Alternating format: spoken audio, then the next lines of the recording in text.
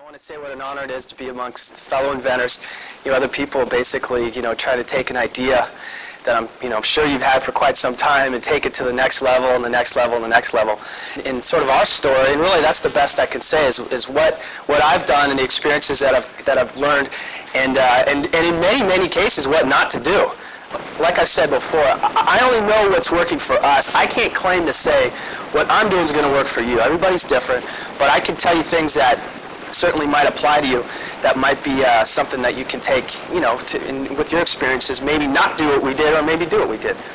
I'm sure everybody here with your idea, I'm going to hope you think it's the best idea in the world. It's the best thing you've ever thought of. It's the most advanced, revolutionary idea, and it's going to change the world, and I can't wait to go get a piece of it. That's how you have to think when you really want to bring your product to market. So in our case, it's a reintroduction of the pen. It's the pen again. It's like, come back to writing, try it out. We can't, in my mind, I didn't want to just call it, a regular pen, because then people would think this is just a pen with comfort grips. It had to be something totally radically different. So now it had a name. And believe me, all your ideas, I'm sure they're great, but when you're describing them, especially conceptually, people have a hard time gravitating to it. More importantly, they have a hard time remembering it, which is what you want them to do.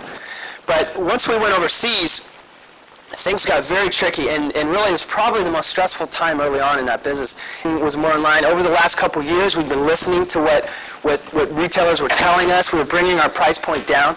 Our goal was to make the pricing low enough to let everybody try it. What happens, especially with whoever your buyer is going to be in the category of inventing that you are, whether it's a stapler or a toy, a board game, whatever it is that you're going to do, the buyer that you're going to be selling to at these big players, his job is to have a finger on the pulse of the industry. Is getting as much coverage in the media as you possibly can to have other people say how great your product is the best thing you can do.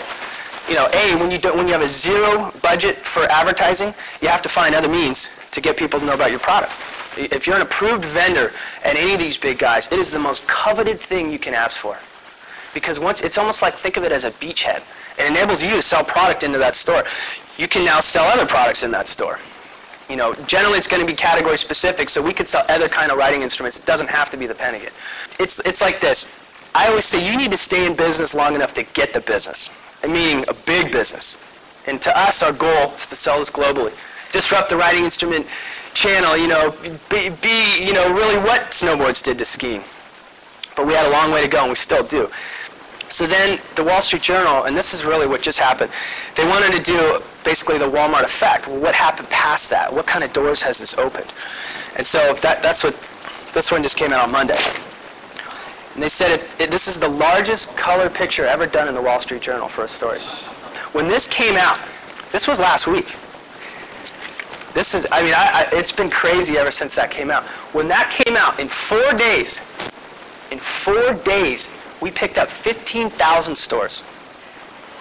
Getting your product made, shipped from China, on a boat, to the Port of Long Beach, clearing customs, getting on trucks, going to their distribution centers, getting into the store, turns out to be the easy part. That's the easiest part. Getting it that last 100 yards from the back of the store onto the shelf, it can sink you.